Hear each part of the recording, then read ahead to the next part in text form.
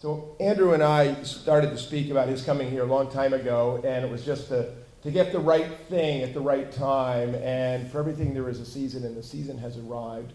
And what a delight. When we first talked about your coming and talking about the Sultan, this program was just a charcoal sketch, and so this is the right time for you to be with us. And he's going to talk for a while, and if you have something you want to say, not like you're shy people, let it rip, okay? And ask him and see if you can put him on the defensive. That'd be really good.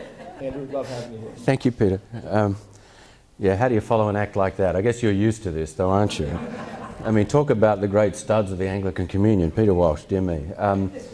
It's a great pleasure to be at St. Mark's. I only have to say that I'm sorry it's taken me a while to get here, not so much this morning, but I'm now in my 4th year at Berkeley Divinity School at Yale, and some of you know a bit about Berkeley, and that's not what today is about, but if you don't think you know a lot about Berkeley, then let me mention 3 names, Peter Walsh, Joshua Hill, Justin Crisp. We're responsible for all of them, or at least all the things you liked about them that were good. But in all seriousness, Berkeley sees its role in the contemporary life of the Episcopal Church as trying to produce people who will be leaders that will affect change and growth and create new stories and narratives of effective Christian community and of effective witness to the gospel in a world that needs it just as much as ever, even if it isn't conscious of how much it needs it. And St. Mark's has been a great supporter of Berkeley over the years as well, and let me say how grateful we are for the support that has been offered to us. So thank you for all you do, and we hope to continue a close and strong relationship. Now, I know that you have been thinking and talking about Francis of Assisi for some time already in this sort of program year. Some of you are heading to Assisi in April. God bless you, what a wonderful opportunity. And so I'm here today to thicken the plot a little bit by going a bit deeper in terms of one of the interesting and less well-known events of Francis' life, although I think that many of you, having begun to think about Francis and to read and to hear stories about his life, will at least be aware of the fact that this happened, namely that Francis had an extraordinary meeting with one of the leaders of the Muslim world of the 13th century. So it wasn't just that Francis had significant verbal encounters with fish and birds and lepers and other people or creatures around the area of Umbria in Italy, but that he also took a place on the international stage. I'm putting this image up as a test to you. Someone tell me what this is and why it's significant for Francis. San Damiano, right, which is... Right, excellent. And the story about Francis and this cross that was in San Damiano goes to what effect? Right, this is the cross, the crucifix that was already quite old by the time he stumbled into the ruined church of San Damiano, which, according to the story, spoke to him and gave him the vision or the mission to rebuild his church. That has no particular significance for today other than to check that you're awake and that some of you have been doing your homework. One of the great highlights of your time at Assisi, if you're going, will be to see this actual object, which now doesn't hang in San Damiano itself, where there's a replica there, but the original is up in the church of St. Clare, Santa Chiara. And it's one of the objects in which I've seen people move into the chapel and just to experience a sense of holiness and piety, and it's a very moving object. It had a history even before Francis encountered it, but Francis' history with it, of course, has become iconic for us. Now a completely different sort of image. This is the world in which the events of Francis' encounter with the Sultan take place. Now it's familiar in one sense because the physical outline of Europe and the Mediterranean hasn't changed that much, but the political outline of Europe and the Mediterranean has changed enormously. In what we call the early modern period, the 16th century on through to today, people often talk about our world being somewhat Eurocentric. And if you were to create a map of what was significant, say, about the 18th or the 19th century for this part of the world, the whole thing would be jacked up a little bit, and you probably wouldn't even include the coast of North Africa or the Eastern Mediterranean as a part of what was significant to the life of the world in which the events of the 18th and 19th centuries took place. However, In the world of the 11th and 12th centuries, the Mediterranean Ocean, the Mediterranean Sea itself, is the center of the world for virtually all the people who live around the edges of it.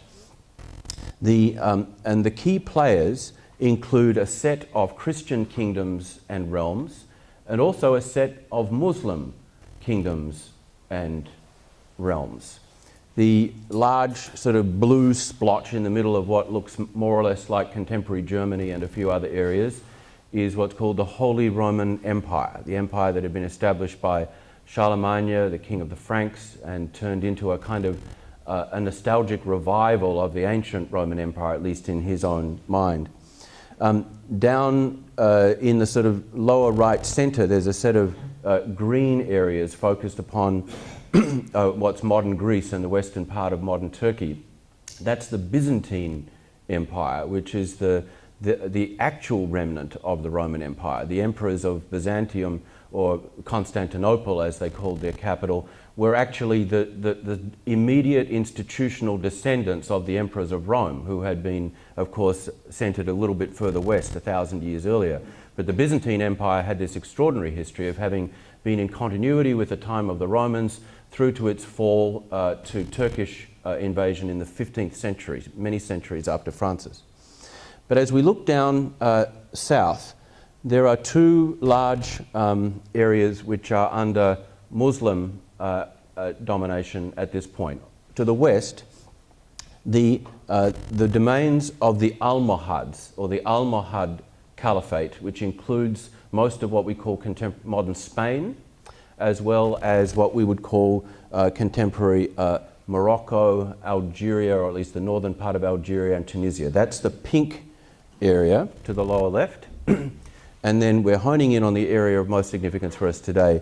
To the lower right, the sort of pinkish orange area centered on modern Egypt and then extending up the Levant through contemporary Palestine, Israel, Syria, Lebanon, is the what's called on this map the domain of Saladin.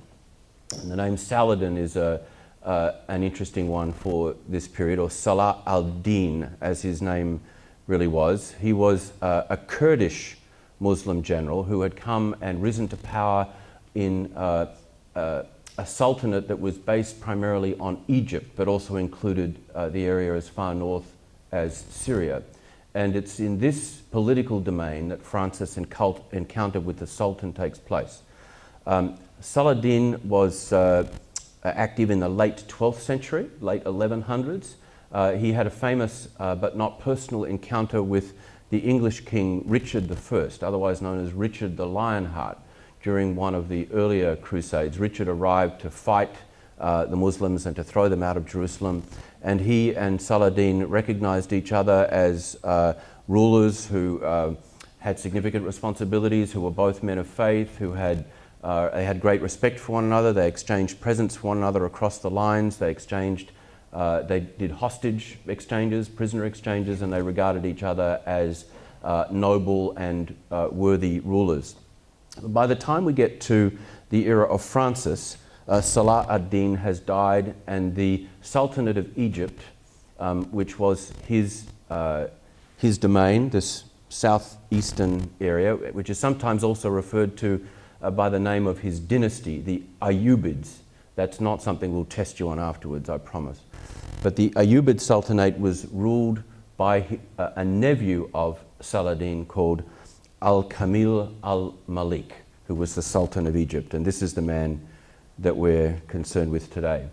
Just to try and put this now on a bit of a chronological framework and not just that geographical one. Here's a timeline of some of the key events that are relevant to this story, but also to your wider reflection on Francis himself. So Francis was born late in the 12th century when Salah ad-Din was still the Sultan of Egypt. He formed the orders of Friars Minor informally in 1208. In 1213, not long after that, the Fifth Crusade commenced. So broadly speaking, I hope you're aware that the Crusades were a set of campaigns mounted by the Christian kingdoms of the north and the west, seeking primarily, at least initially, the aim of the Crusades was to reclaim to reclaim Jerusalem, which is a rather topical thing when you think about it. To whom does Jerusalem belong? This is not a new issue, and the fact that it's been in the news recently is directly related to this contested history that goes back to this sort of period. Of course, the Crusader kings thought that they were reclaiming Jerusalem because Jerusalem had been a Christian city during the period between the conversion of Constantine, the Roman emperor, in about 300, and the fall of Jerusalem to the Arab armies under Muhammad, or just after Muhammad in the 6th and 7th centuries. It might be worth mentioning in passing that while the Crusades were driven by the Western Christian kingdoms, like the Holy Roman Empire and the kingdoms of France and England and so forth, that the Byzantine Christians, the people who are really the antecedents of those we call Eastern Orthodox today, like Greek Orthodox people, they were not wild about the Crusades at all. In fact, they typically were opposed to them because they saw it as an incursion by Western European imperialists into the eastern sphere of the Mediterranean, in which they were the people who should have been able to exercise primary authority. And there were a number of points during the Crusades at which the Byzantine Christians fought the Western Christians. There was even a crusade in which the Western Crusaders decided that they would take a left turn as they sailed east along the Mediterranean, and instead of attacking Jerusalem and sacking it, they attacked Constantinople, the capital of the Christian Empire of the Byzantines, and sacked that instead. Go figure. Other quick dates. In 1218, Al-Kamil al-Malik, who is the Sultan of today's thought, becomes the Sultan of Egypt. And in 1219, not long after Al-Kamil had become the Sultan, Francis journeys there. So we'll take the story up to that point and go a little further. This is the oldest surviving image of Al-Kamil al-Malik, although it's not contemporary with his own life, but it goes back to about 100 years after it. Now, tell me why one of these is Al-Kamil al-Malik and the other one is Frederick II, the Holy Roman Emperor. Anyone like to hazard a guess as to why we should identify one of these characters as the Western Christian Emperor and the other as the Eastern Muslim Sultan? Because the one on the left is taller. That you could even be right about that being a factor. These won't be mutually exclusive reasons, but I'll put a check in that box. The one on the right has the head turban. It looks as if he's got a turban as well as a crown, doesn't it? I think that's absolutely right. Was there another thought there that was different, Peter? Yeah, I just want to point out the one on the right has garters on. There's garters on, that's right, which makes him cool, but I'm not sure whether there was an understanding that Kurdish Egyptians wore garters and others did not. I'm not sure. There was another thought there. Why is the one on the right with his hand pointing toward, I would call it? That's interesting, and in fact, I don't have the context of the rest of that image, but I bet there's a reason that they're pointing towards like an image of Jerusalem or something like that. And there's a reason for that I'll come back to in the story. Notice that their hands are joined as well. This is actually quite a positive image of dialogue, which is not irrelevant to the broader conversation about Francis. In other words, these two are not depicted, with their sword in hand, each trying to attack the other, but rather as people engaged in some sort of conversation. There was a point over there, another hand. I was going to say something about the hand. Yeah. The one on our left hand is larger. It looks like there might be some symbolism in that. It does look larger as well. That kind of gesture, I think, is also an indication of discourse that Frederick is holding forth, making a point to Kamil al-Malik as they speak to one another. So Al-Kamil al-Malik had become the Sultan of Egypt just a couple of years before Francis visited Egypt. In fact, after the Fifth Crusade had begun. So just let me take you back to the timeline for a minute. The Fifth Crusade had been called by the Pope in 1213. And so they'd already been trying for some period by now, these Crusaders. But this crusade, I mentioned one that had already taken a left turn and gone to Constantinople as well. This one took a right turn as they sailed east down the Mediterranean. And instead of encamping outside Jerusalem to seek to capture it, they attacked Egypt itself. And that's not such an obvious thing to do if Jerusalem is really your goal. But of course, by this time, the Crusades had in some way turned into this massive conflict between sort of Eastern and Western realities, Eastern and Western powers. And the Crusaders during the period of this event concerning Francis were camped outside the city of Damietta, which is a port city on the Nile Delta on the coast. And it was a very rich and prosperous city, and there's no question that about half of the crusading armies decided that they would really like to get hold of Damietta because it was a rich and prosperous port city, which really had very little to do with the kind of religious or spiritual goal of recapturing the holy places and the city of Jerusalem. No real connection. In fact, one of the remarkable features of this story, and I think that the image that we saw here with Al-Kamil al-Malik talking to Frederick, one of the remarkable things about these events during the Fifth Crusade is that Al-Kamil al-Malik actually negotiated with the Crusaders who were landing outside his back door in Damietta, that he would exert influence on his brother, who was at that time the governor of the area, including Jerusalem, that they would cede Jerusalem to the Crusaders in exchange for their withdrawal from Egypt. Which, if you're a crusader, and if the notion of your crusade is actually to free Jerusalem and the holy places, so that pilgrims could again return to the Church of the Holy Sepulchre and undertake the way of the cross and so forth, then wouldn't you think that was a pretty good deal? And guess what? The Crusader armies refused the deal. They were divided, in fact, apparently, on their views about it. There was a set of the coalition of kings and military orders who were assembled outside Damietta. Close to a half of them thought, yes, that's a good deal, we'll take it. But a majority, in fact, held the contrary view that they really wanted to get their hands on Damietta and all the wealth that went into it. So all those things you've heard about how problematic and how ambiguous we might be about the Crusades and their goals and so forth are absolutely true, which doesn't mean to say that there weren't genuine concerns for the freedom of the holy places and for Jerusalem as a city to which Christians could genuinely have access. But there were plenty of there were plenty of things going on that might give us pause for thought about just how pure and spiritual the motives of some of the Crusaders some of the time actually were. Now, we know from contemporary sources that Francis himself in 1219 arrived in Egypt to join the armies of the Fifth Crusade, who had already been there for some years, and determined that he would cross the enemy lines to go and meet with the Sultan of Egypt, Al-Kamil al-Malik. And why he did this is an interesting question. It's one of the things I want to explore now. The story of Francis' encounter with the Sultan is a story which, like many others, begins simply and becomes more and more elaborated and complex the more it gets retold. And the version of it that I want to share with you this morning is primarily the oldest version of the story, which is therefore a little bit unsatisfactory compared to all the colour and movement that you get in later versions of it. But I'm approaching this with you as a historian, so to speak, so that we try and go back to the core of the issue and understand what had originally happened.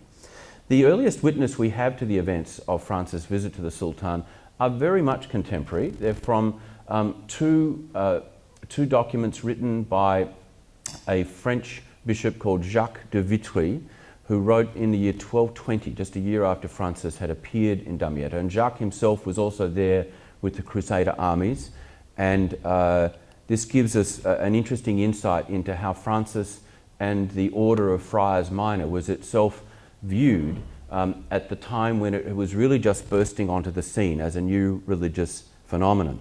And so Jacques writes in a letter to his brothers back in France, "The order is multiplying rapidly throughout the world because it expressly imitates the pattern of the primitive church and the life of the apostles in everything.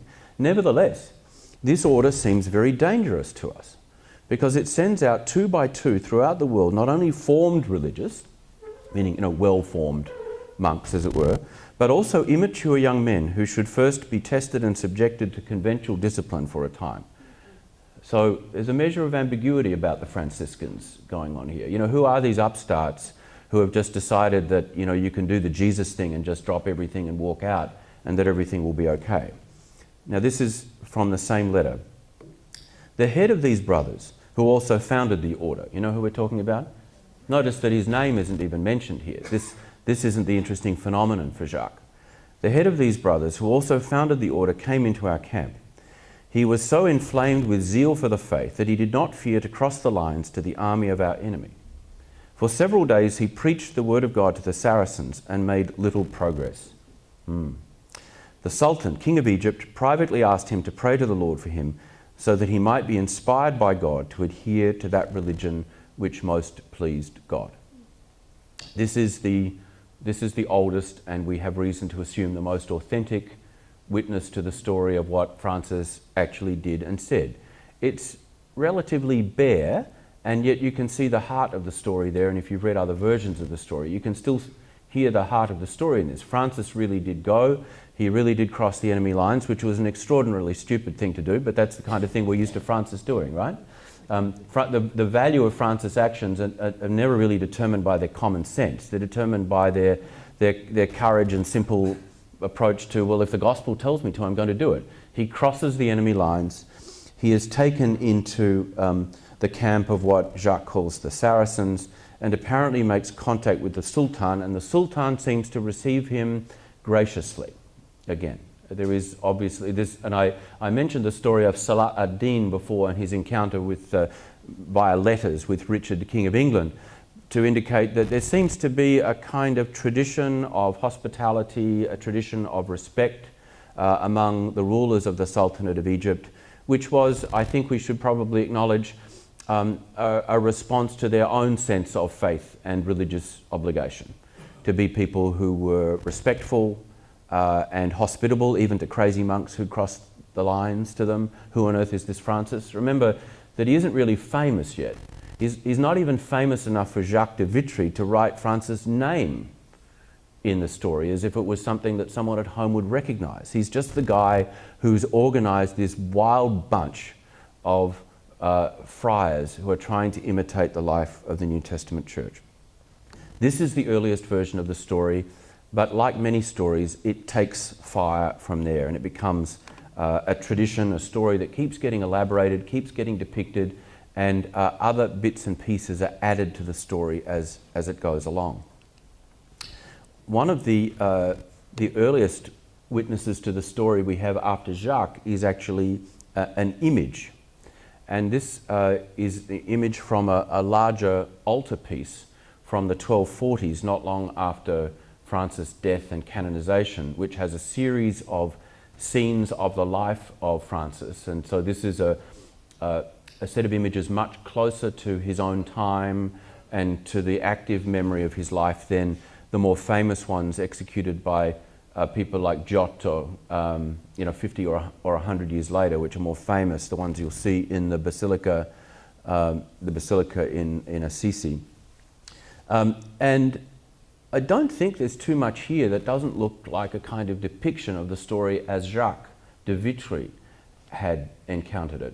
We have Francis and an other brother. I think it's just one, or perhaps there's a sign of a third in the background there. I'm not quite sure how many tonsures that is we're supposed to be able to pick out there.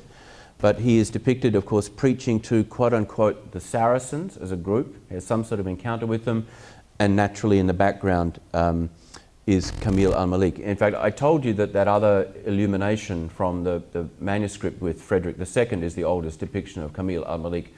Of course, in a sense, this is a depiction of Kamil as well, but I'm not sure that this should really be regarded as an attempt to depict him as a historical figure, so much as just the idea of a sultan.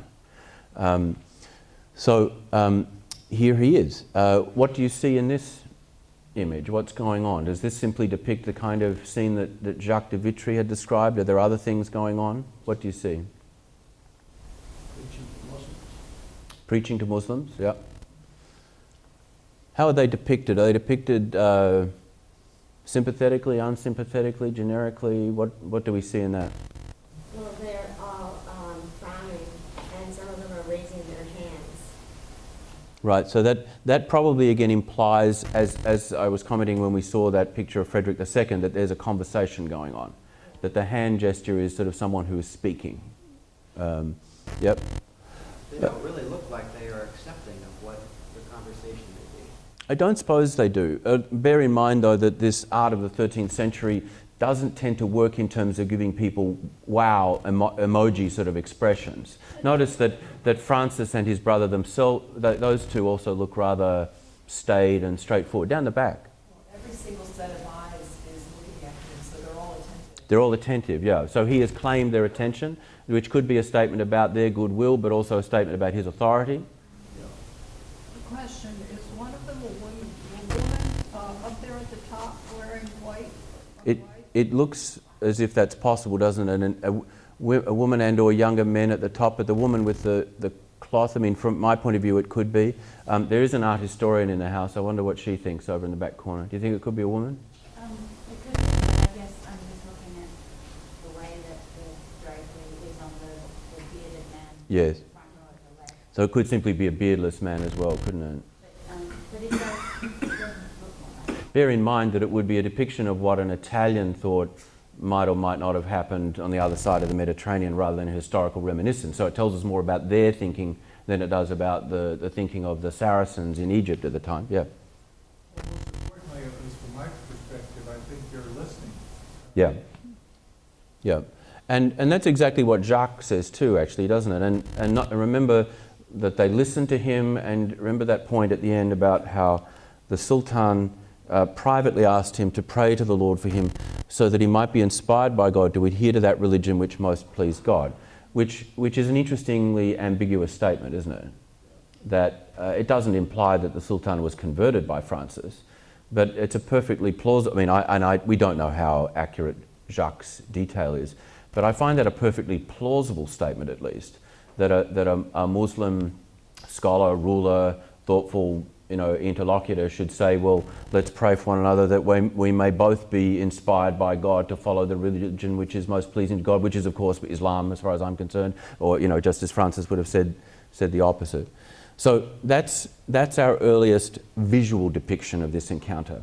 Now, Jacques, our friend, goes on to tell a more elaborate version of the story just a few years later. This is a longer account in a historical work that Jacques wrote, maybe in 1223 or 1224, which is just 4 or 5 years after the events in question. But now this has become a little bit more elaborate, whether we attribute this to Jacques' own imaginative activity or whether it's to more information.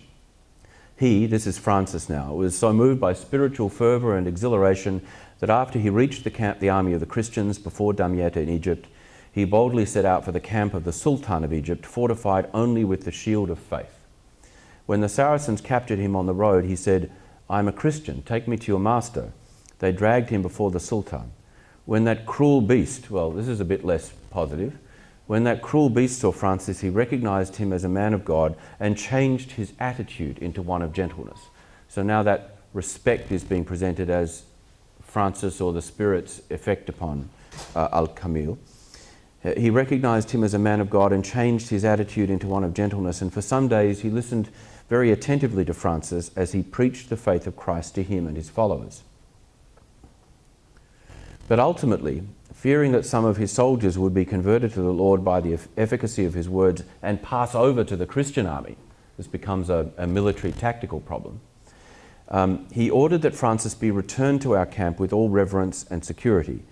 At the end, he said to Francis, "Pray for me that God may deign to reveal to me the law and the faith which is more pleasing to him." So that's, you can see the bones of the story are similar, but there's a bit more elaboration on Jacques' part. That's still, that final idea is still the same idea, is it not? That idea of that we should all want to do what God wishes for us to do. And as far as Jacques is concerned, this is it. The story, however, continues. In fact, this is the last part of Jacques' account from the longer historical version. In fact, the Saracens willingly listened to all these lesser brothers. This is the way the order of Friars Minor is being described at this point. The lesser brothers are the Franciscans. The Saracens willingly listen to all these lesser brothers when they preach about faith in Christ and the gospel teaching, but only as long as in their preaching they do not speak against Muhammad as a liar and an evil man. When they do speak in such a manner, the Saracens irreverently put them to the lash and savagely expel them from their cities. They would kill them if God did not miraculously protect them. Now there's an allusion here to another story I'll refer to in a minute. So there's this kind of awkward balance here between what the Muslim overlords of the holy places are willing to do when they listen to the Franciscans. And in fact, you'll notice that this little piece of the account implies that the Franciscans' appearances in the Holy Land, or in the realms of the Muslims at least, have actually expanded beyond Francis' original visit to the Sultan. There seems to be a reference here to a pattern of the little brothers turning up and preaching in Muslim context. Now, the most famous depictions of the story of Francis meeting the Sultan are a little bit later in time, and this is one that those of you who go to Assisi will see. It's such an extraordinary set of images from the life of Francis. These are massive paintings. Some of you may have already seen them. But this depicts Francis before the Sultan, but with a quite unusual and different element of the story, which doesn't appear in any of the 13th century accounts of Francis' visit to the Sultan. What can you see going on in this picture? May not be all that obvious. Well, over on the right, under his throne, we can see that's Al-Kamil al-Malik, right? This is the Sultan. Next to him is Francis with his brother, who is, I think, Illuminato from memory. And then, can you see what's going down on the ground? Fire. So there's a fire burning between where Francis is standing and where a group of other Muslim or Egyptian men are standing who, I'll cheat and tell you why we know a little bit more about this image and story. It's because by this time, a story has emerged as an elaboration of the story of Francis before the Sultan, of a kind of trial by fire as taking place, that Francis is able to challenge the truth of Islam by saying that I will prove the reality of my Christian faith rather than your Muslim faith by undergoing a trial by fire. And according to different versions of it, including one in Bonaventure's Legenda Mayor. Some of you have been reading the Bonaventure Life of Francis, I think. So Bonaventure has a version of this story where Francis, I think, throws himself into a fire that is lit in the Sultan's palace and emerges from it unscathed. There's also a sense in which this engagement with the men on the other side, I think, are the supposed sages or holy men or priests using a sort of Western, not anachronistic exactly, but a sort of Western fantasy about Islam, that these are the sort of court sages or holy men of the Sultan who are engaged in a kind of competition with Francis as the Christian holy man, who, and this is rather reminiscent, if any of you remember this, of the story in the book Exodus about Moses and Aaron showing up before Pharaoh, and Pharaoh having his holy men there, and they engage in this sort of competition to see which of them can pull off the most interesting, sort of remarkable, quasi-magical stunts. The same story of a trial by fire is also depicted in another famous fresco in the church in Florence of Santa Croce, in both cases by the great artist, or at least attributed to him, Giotto. And here you can see a different kind of composition. The Sultan is now in the middle, Francis and his brother Illuminato on the other side next to the fire. But notice that the Muslim sages on the left are now sort of cringing and saying, oh, too much for us. This is too much heat, got to get out of the Sultan's kitchen, or something like that. So, the Sultan is pointing to them about how much better the Franciscans are doing at their job than his own people are. Yeah.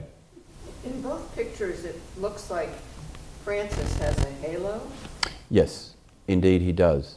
Or a nimbus, as they would have said back at the time. And the way the halo appears at this point, the perspective might make you think that it has a bit of a dinner plate sort of a feel to it. But in fact, what we should originally imagine about the halo like this is that it's actually an aura, of a glow of sanctity around him. But I'm not sure whether Giotto or his workshop is intending to suggest that Francis would have appeared like that in 1218 or 1219, so much as that it's the standard way in which someone who has subsequently been recognised as a saint would be depicted. So I'd say that's a kind of a conscious retrojection, while the story of the fire itself is perhaps a less conscious and less critical retrojection. Because you will, I guess, hear me say that my suspicion is that the story about the fire is a later pious addition to the story, not part of the original. Notice that it wasn't in any of the earliest versions of the story, and rather this is one of the ways in which Francis' own piety and holiness is elaborated by using stories that seem appropriate to the kind of thing you would expect a pious and holy man to be able to do. I leave it to your own judgment as to whether and how that might be the case. Bear in mind that there are a lot of stories about Francis like this that have not necessarily quite the same edge of historical authenticity that the oldest stories about him do. But the reason that Francis attracts stories like this is because his own historic presence was obviously so remarkable. That very first rather ambivalent assessment given by Jacques de Vitry, these are crazy men. They just go off sending these people out to live the life of the New Testament in the world. You can't do that. You know, and that's the impact that Francis had on people. But of course we also use the images, the ideas, the symbols that go with our own worldviews to try and depict people. This is true of Jesus in a sense too, when you think about it, that there are later stories and our understandings about Jesus that may not always sort of reflect the deepest and truest history about Jesus, but Francis, like Jesus, attracts our deepest imaginations and longings. And so what we know to be the case about him is augmented in the way we think about him by stories like this. The story about Francis and the Sultan ends up in a version, I don't think Bonaventure says this, but some of you have read it and you might correct me, but in slightly later versions of the story, we get a sort of appendix where the Sultan says, look, there's no way that I can be baptized and become a Christian now because they'd really take my head and I wouldn't be able to do my job as the Sultan. But I want you to come back and baptize me before I die. And so Francis actually sends back a couple of the brothers at a later date who make their perilous journey to where Al-Kamil al-Malik is dying on his deathbed, and on his deathbed he supposedly receives baptism and becomes a Christian. But that's a kind of, again, another sort of pious elaboration. One last image of Francis and the Sultan. The image continues to be popular. This is a 19th century version of it by the great French engraver Gustave Doré, who depicts Francis as standing as the image of Western power and strength. That this Sultan is looking a little bit like he's recovering from a big night or something like that, sort of on his divan, looking a little bit like a decadent occupant of some sort of Moroccan speakeasy or something like that. But this illustrates a book that's indicating in the 19th century how wonderful the Crusades were and how terrible the Muslim rulers were. Just to close, I want to share one other story with you. Just a couple of years after these events took place, 5 of Francis' slightly crazy brothers took themselves to Spain, which of course was under Muslim rule, and fell into the hands of the rulers of the Almohad dynasty, that other Western Muslim regime which occupied what we call Algeria, Morocco and Spain, who were not as hospitable and not as respectful of the Franciscans as the Eastern Egyptian Sultanate was. And these 5 brothers, who were also rather less respectful of Muhammad and of Islam and clearly preached publicly denouncing Islam, became the first Franciscan martyrs. And they were martyred in Marrakesh in contemporary Morocco, and that was in 1220. So while Francis was still alive. And after this, Francis published the first version of his rule.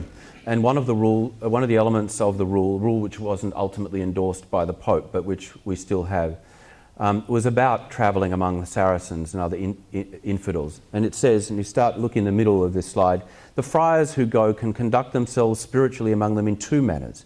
One is that they cause no arguments nor strife, but be subject to every human creature for God's sake and confess themselves to be Christians. The other manner is that when they have seen that it pleases God, they announce the word of God, so that they may believe in God, the omnipotent Father, Son and Holy Spirit, and that these to whom they speak may be baptized and become Christians, because he who has not been reborn of water and the Holy Spirit cannot enter the kingdom of God. So the two ways that Francis talks about engaging with Islam reflect his own respectful encounter with the Sultan and his slightly crazy brother's appearance in Marrakesh and their dying for their faith. And Francis is saying these two don't cancel each other out. There are times when what we have to do is to engage in respectful dialogue and allow each other to be in the places we are. And there are times when the gospel demands to be proclaimed. And how does one determine this? The story of Francis and the Sultan continues to be a story that we look at because it asks questions of us. And we do a certain amount of reading into the story as well as a certain amount of reading out of it. It's a powerful story for us in an age when Christian encounter with Islam is something unavoidable. And when we have to ask ourselves how we can engage in a deeper understanding with our Muslim neighbours and indeed in the world stage with Islam. And so this particular modern icon by the Franciscan icon writer Robert Lenz depicts the saint and the sultan engaged in a kind of not only respectful dialogue but a complete, full and mutual acceptance. Whether that's historically accurate is another question. I suspect that it's perhaps gilding the lily a little bit in terms of how they understood each other's faith. I think they probably understood each other to be deeply and sincerely wrong, but needing to be respected and to be understood better for the sake of the faith that each of them held. But the story, even in the 21st century, just as in the 13th, becomes a story into which we read some of our own needs and our own questions, as well as those that really belong to the original story itself. Have we got time for a question? Yeah, one. One, Tom. At this time when they're meeting, do they accept that they're worshiping the same God, or do they think they're worshiping two different gods? That's an interesting question. Did you hear that? Is it one God or two gods? I suspect that they both believe that they're worshipping the one true God, but they think that each of them is doing it in the wrong way. I would say that was the case because Christians through this period often think of Muslims not so much as sort of like something completely alien to them, as a kind of heretical Christianity. Bear in mind that Islam does actually have an account of Jesus, as well as of Abraham and Moses and of the Hebrew Bible and so forth. And hence Christians, while utterly opposed to Islam, will do so from the point of view of they've taken our faith and got it wrong, rather than thinking that they're talking about something completely different from us. Just one quick thing from Kevork, and then I want to keep to the time just a little bit. Kevork? Please. Just to reinforce what you're saying, the Armenian community in Jerusalem, who were very small, they had a lot of privileges given by Saladin. Yep. And currently, the Armenian church in Iran, in Abu Dhabi and Sharjah, they get land to build church from the government. Yes, yes. The Islamic government. Right. And so the Armenian experience is very important and interesting, and it's also mirrored to some extent in the Greek Orthodox or the Byzantine experience, who are much more aligned with the historic interests of the Arab rulers of the Eastern Mediterranean rather than with the sort of Western elements. I mean, the Greek Orthodox Church in Jerusalem, is aghast at the recognition of Jerusalem as the capital of Israel, for instance. Not because they're all Palestinians, they're certainly not Muslims by definition, but again, and thank you for that. Yeah, don't leave, stay right here. Just a few comments as we finish up here. I'm looking at, for those of you who've been on the pilgrimage, remember you were in East Jerusalem at St. George's, and you walk out the back gate to go down that main street, remember Iyad saying Saladin Street, and so that's very much a personal part of the life of all the Palestinians living in East Jerusalem right now. I also want to say that, just re-emphasize that all the things that are happening in Jerusalem now are all rooted in this history, and so we look at it as history, but they have a kind of Kairos thing going on there, so the past is present in ways that we don't think of the past as present in their unfolding history. So the Berkeley Divinity School at Yale, last time I was listening to Andrew speak, I went to a luncheon, I don't know, a few months ago, and I randomly sat down at a table, and the person on my left, we shook hands, and he said his name was Omar, and I thought, whoa, now this is not your average name at the Berkeley Divinity School at Yale luncheon, and it was a man who is a Muslim man who, he's going to come be with us, but went and got a Master of Arts in Religion in order so that he could understand Christians. He also took 2 years and learned Hebrew. He speaks Arabic. He's from Egypt, and he's going to come and be with us. He's written 2 books, one on conflict in the Holy Land and one about Islam and Christian relations. And so Omar is going to be in your wake in the new year, and so keep your eyes peeled for that also. Just to let you also know that next Sunday we're going to talk about Francis and the First Nativity in Greccio and what Francis believed about the Incarnation. Then it's some lectionary Bible studies, and then in the New World also much that's coming. The only problem with this morning is there just wasn't more time to listen to you, and we're so grateful to you, and thank you. I'm sorry there wasn't time for more conversation, but man, how awesome it was to have you teach us. Thank you. Thank you. Thank you.